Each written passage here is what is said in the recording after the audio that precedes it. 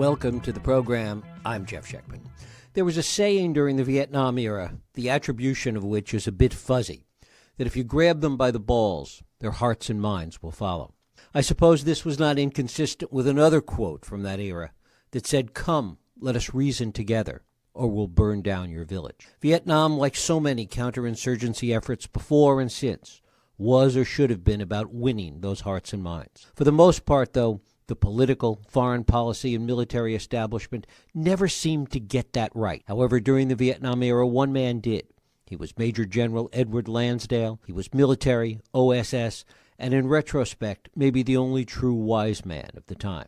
Now, foreign policy scholar Max Boot gives us a full look at Lansdale and why this obscure figure from the period should have been a household name. Max Boot is an author, military historian, and foreign policy analyst. He is the Jeane Kirkpatrick Senior Fellow in National Security Studies at the Council on Foreign Relations. And his latest book is The Road Not Taken, Edward Lansdale and the American Tragedy in Vietnam. Max Boot, thanks so much for joining us. Thanks for having me. Great to have you here. First of all, tell our listeners a little bit about who Edward Lansdale was. Edward Lansdale was this legendary covert operative who in the 1940s and 50s went to the Philippines on behalf of the CIA and masterminded the defeat of the Hook Rebellion, this communist insurgency. And then in 1954, he was sent to Saigon to help create the new state of South Vietnam, which he did. Later on, he came back to the United States and found himself at odds with American policy on Vietnam. He counseled the Kennedy administration not to overthrow and kill his friend Ngo Dinh Diem, the president of South Vietnam. They ignored his advice, and the consequences are every bit as disastrous as he had predicted. This occurred in 1963. Then a couple of years later, he counseled the Johnson administration not to commit 500,000 American troops to South Vietnam and not to imagine that we could bomb the Vietnamese communists into submission. Lansdale argued we needed to create a stable, legitimate, and popular state in South Vietnam that could win the support of the people.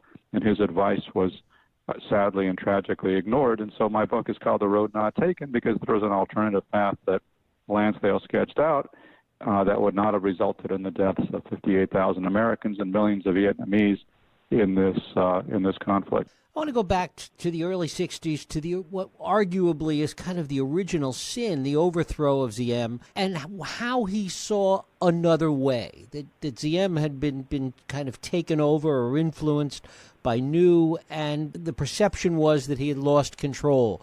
What did Lansdale see in that situation? Well, I think the turning point was the overthrow of Ngo Dinh Diem, because up until then, South Vietnam had a more or less functioning government, and the U.S. was in support of that government. And that was the way that Lansdale thought we should keep it. But once the Kennedy administration backed the overthrow of Ngo Dinh Diem in November of 1963, that destabilized South Vietnam. You had military coup after military coup. The communists stepped up their infiltration efforts, and that is why Lyndon Johnson decided he had to send all these troops in order to save South Vietnam. And so I begin my book with the Diem coup because I think that was really the pivot point where we Americanized the war effort, took over the fight ourselves, and that was something that Lansdale strongly opposed. And I think his opposition has been amply vindicated by history. Right. The American perception at the time was that Diem was losing control. Talk a little bit about that and what Lansdale thought could be salvaged. It's true that Diem was in a crisis in 1963. There was a Buddhist uprising, militant Buddhists rising up against Diem, who was a Catholic president. You had Buddhist monks burning themselves in the streets of Saigon. And the consensus at the time among journalists and the Kennedy administration was that Diem was hopelessly unpopular, and the only way to defeat the communists was to overthrow Diem and to get a new leader in South Vietnam, something that Lansdale warned against. And I think his warnings were vindicated, because what happened when Diem was overthrown? Did the situation get better? No, it actually got much worse. And just as he had warned, the military rulers who came after Diem turned out to be less popular, less legitimate, less honest than Diem had been. So this was, I think, almost universally agreed upon now. This was an enormous miscalculation by the by the Kennedy administration to back this coup. The other part of the miscalculation, which Lansdale also seemed to understand, is that once we overthrew Ziem, that we owned it. It's, if you break it, you own it, and that's kind of what happened.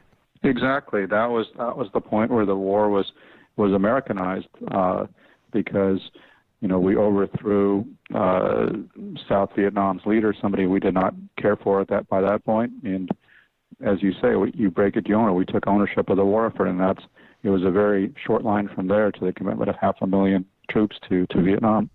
At what point would it have been possible for Lansdale to be sent back, to go back there, and maybe try and pull the situation back together? He certainly tried. I mean, you talk about one meeting he has with McNamara that is like a scene out of a movie.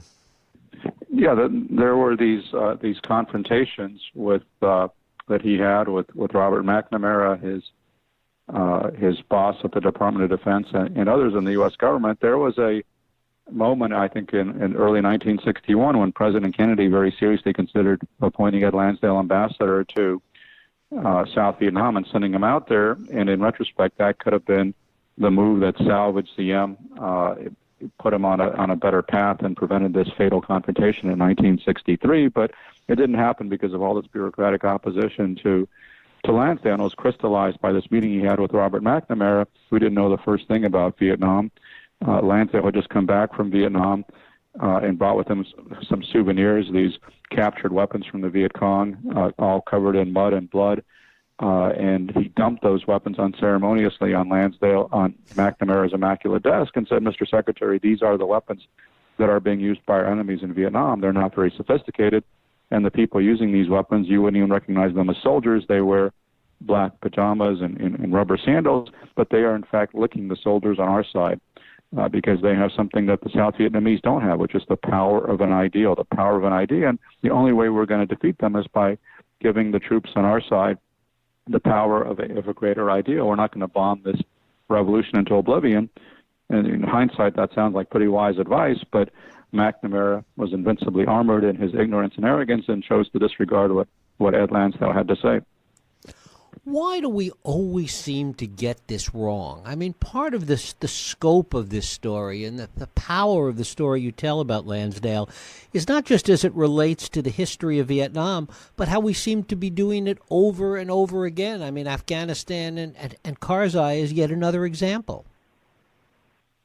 That's exactly right, and we've seen this movie before, and we keep replaying it over and over, where we become estranged from local allies, whether it's Hamid Karzai in Afghanistan or Nuri al-Maliki in Iraq, much as we became estranged from No Dinh Diem in the early 1960s. And in all those cases, the results of that confrontation were disastrous because it made it impossible for us to achieve our policy objectives in those countries.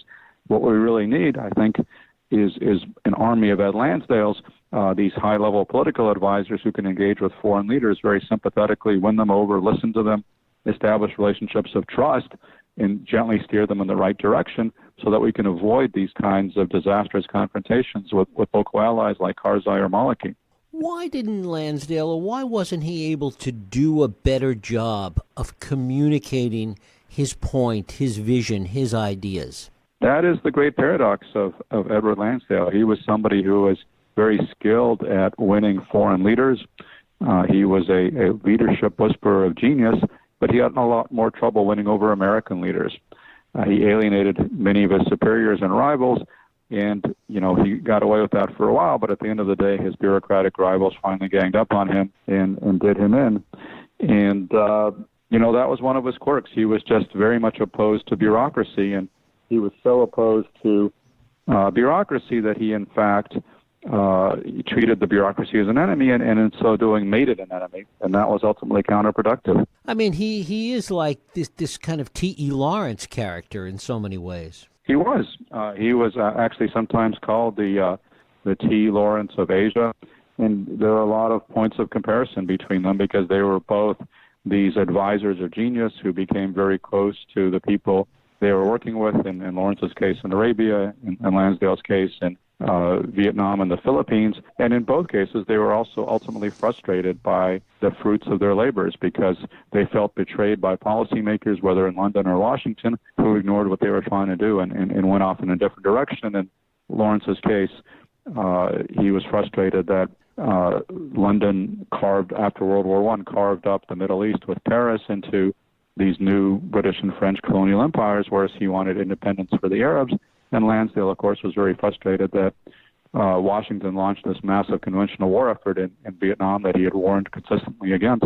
Talk a little bit about the pushback within the military and within the foreign policy establishment to Lansdale. He became, in certain quarters, a kind of pariah. Yes, he did. And this was, again, because it was a habit of making enemies out of bureaucratic rivals, in part because he had so much more success in the 1950s than a lot of his rivals at the CIA and State Department and military.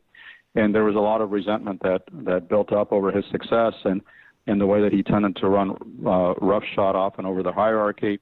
And, he became notorious in Vietnam and the Philippines for overriding local ambassadors and going straight to his patron in Washington, CIA Director Allen Dulles, in order to win the day. And he was successful doing that for a while, and he achieved tremendous results. But, in the 1960s, he no longer had Allen Dulles around to protect him, and the Kennedys protected him for a while, but then they assigned him to run Operation Mongoose to overthrow Fidel Castro. That failed, and once, Mongoose failed, he lost the protection of the Kennedys and was therefore left naked before his bureaucratic enemies. How did he view and respond to, both personally and publicly, the continued unraveling of Vietnam and the sense that he clearly saw that he was right? It was something that haunted him. I mean, he was in Vietnam again from 1965 to 1968, watching the war unfold up close and arguing against the conceit of Westmoreland and other generals that they could kill the Viet Cong faster than they could be replaced. He saw his advice ignored. He himself was mocked as this ineffectual outsider, and he finally went home for the last time in the summer of 1968 after the Tet Offensive, feeling very much dejected, defeated, and demoralized. It was just a very difficult period for him, and he was haunted in retirement by that sense of failure and the what ifs and might have beens. What if he had been listened to? It's an odd stub of this story, but how did Lansdale get caught up in the conspiracy theories about the Kennedy assassination?